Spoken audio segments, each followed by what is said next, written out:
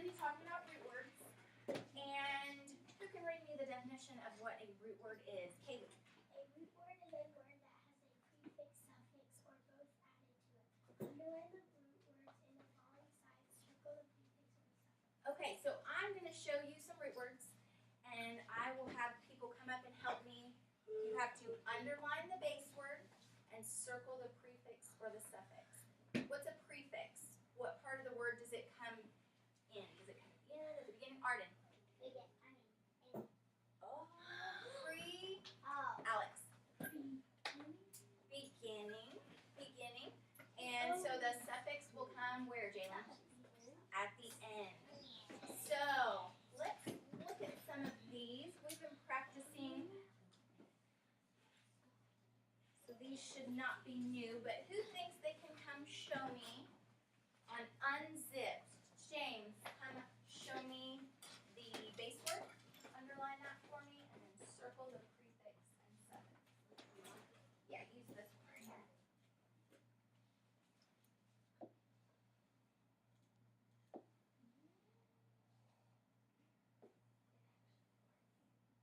Good job. Okay, so he has in unzipped, he has zip. Now, James, remember that rule? We have to double that consonant, so technically it would just be the ZIP, but I see why you did that, okay? All right, next one, search. Brooklyn, come underline the base word and circle the suffix. Or the suffix. And prefix if there's one. Yeah, use the red one, please. Good. Thumbs up if you agree with what she did. Good deal. Okay, next one. Hannah, come show me the base word and circle the prefix and suffix. Enraged.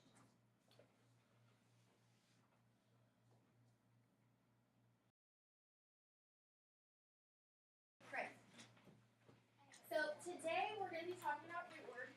And who can read me the definition of what a root word is? Kaylee. A root word is a word that has a prefix, suffix, or both added to it. Underline the root words in the following sides. Circle the prefix or the suffix. Okay, so I'm going to show you some root words, and I will have people come up and help me. You have to underline the base word and circle the prefix or the suffix. What's a prefix? What part of the word does it come in? Does it come in at the beginning? Arden. Oh, free. Oh. Alex. Beginning. And so the suffix will come where, Jalen? At the end. So let's look at some of these. We've been practicing.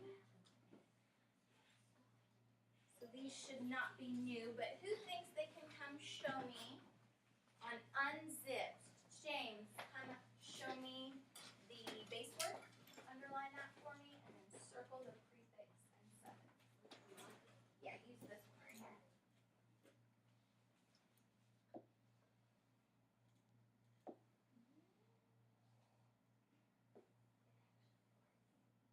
Good job.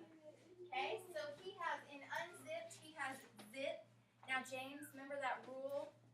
We have to double that consonant, so technically it would just be the ZIP, but I see why you did that, okay? All right, next one, search. Brooklyn, come underline the base word and circle the suffix. Or the suffix. And prefix if there's one. Yeah, use the red one, please. Good. Thumbs up if you agree with what she did. Good deal. Okay, next one. Hannah, come show me the base word and circle the prefix and suffix. Enraged.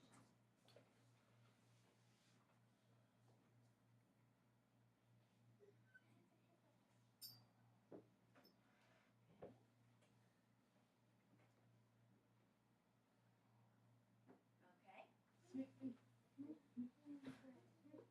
Let's see. So she has, you can go ahead and have a seat, enraged, and she underlined enraged and circled the ED. Can someone help her? Kylie, can you help her out? You have the suffix right, Hannah, that was good.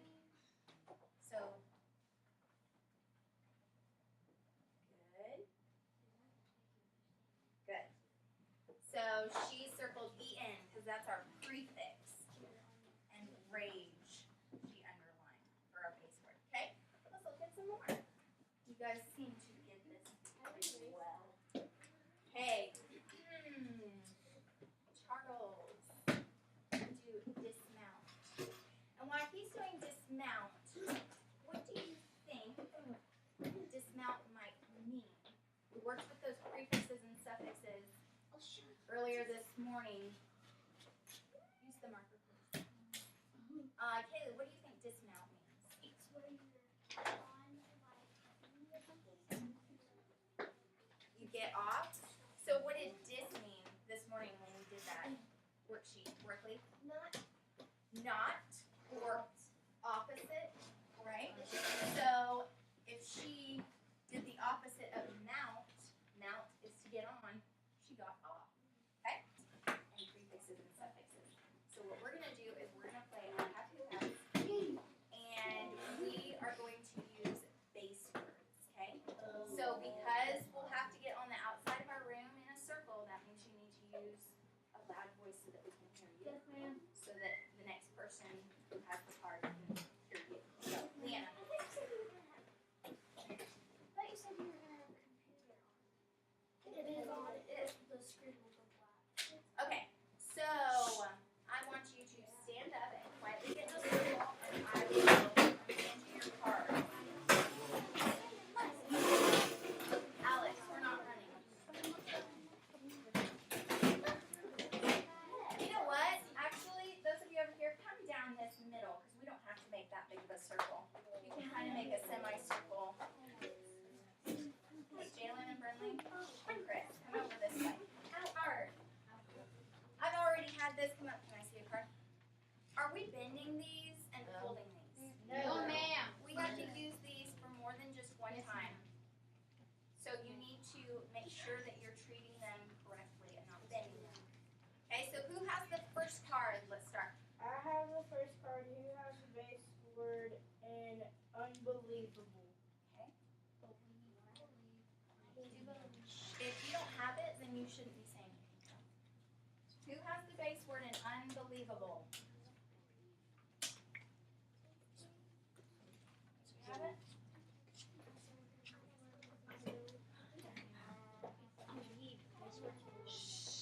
Okay, what is this? What is the answer? Chris. Believe. Believe. So who has believe? What? Bi-weekly. So who has the base word in bi-weekly? I have who has the base word in unopened. Okay, who has the base word in unopened? I don't know.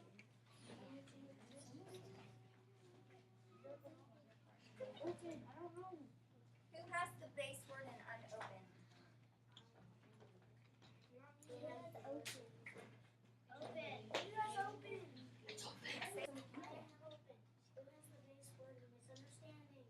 Okay. Who has the base word in misunderstanding? I have understand. Who has pretest? Who has the base word in pretest? Pretest. I have pretest. Who has the base word in cooperate? Pre-offer. Jalen. I have brave. Who has the base word Gracie. in driven? Base word of driven. I have drive. Who has the base word in alive? I have arrived. Who has the word strongest? I have the word strong. Who has the base word in cracking? What? Base word in cracking. I have cracking. Who has the base word for smartest?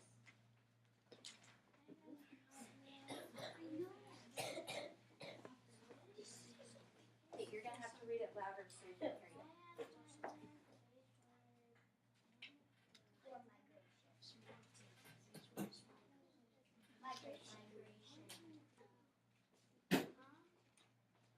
Migration. I have migrate. Who has the base word in prejudge? I have judge. Who has the base word in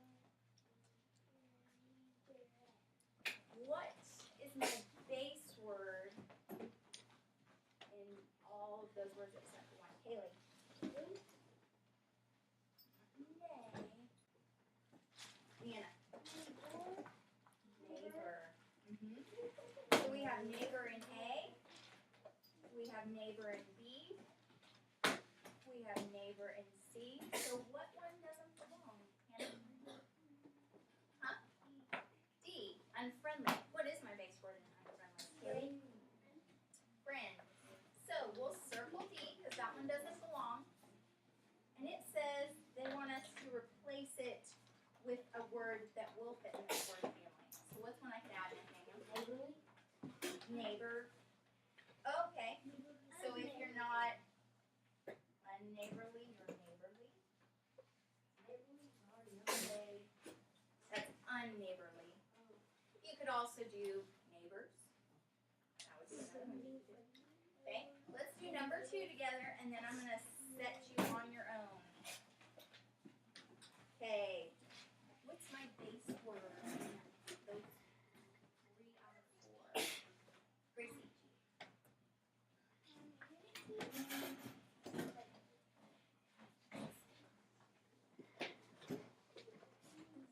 It's kind of a tough one.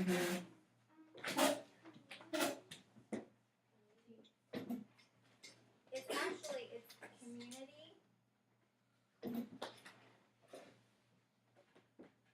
G. Good. So what can we add to number 2? Whoever's kicking and stomping, please stop. That would be another one in that word line. Quickly, think now. Communes.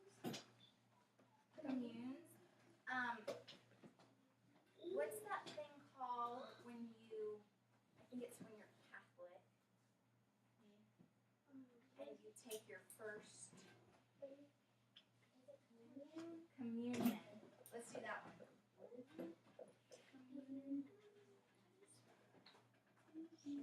You have 4, 5, 6, 7, and 8. I want you to complete those on your own. When you are done, I want you to keep them at your desk and we'll go over them. Okay? Alrighty. So you have about 5 or 6 minutes to work on that.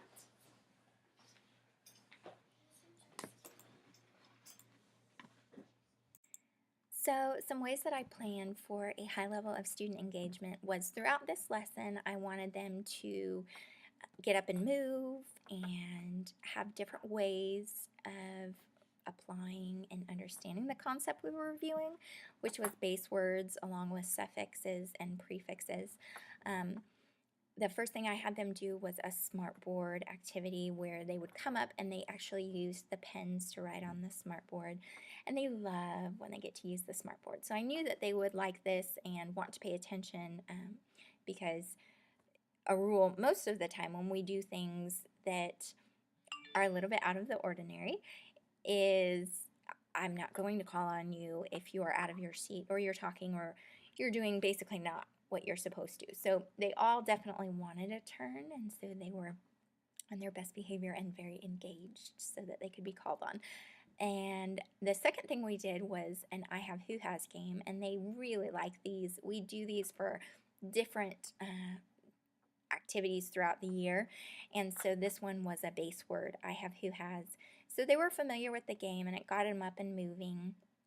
So that was good. And then finally we did that worksheet where it was just kind of a different way of answering. They had to circle the one that didn't belong in the word family base word group, and then they had to create their own that they would add to that group of words.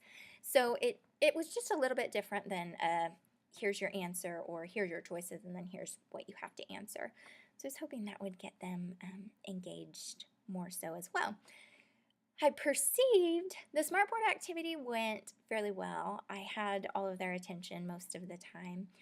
However, the game was a little bit, there were some side conversations going on, and I think a lot of it had to do with we didn't skip a beat after state testing. So they had state testing the day before, and this was the week we actually started it. So they were pretty burnt out, I'm not going to lie, and I didn't feel the need. I wanted to do something fun and a little bit different, but I mean, we just kept on working. We weren't watching movies, and we weren't, having all these other extra things that weren't somewhat of a value. So I think they just kind of were a little bit tired of the having to have their brains think so hard. But we made it through. And then same with the actual worksheet.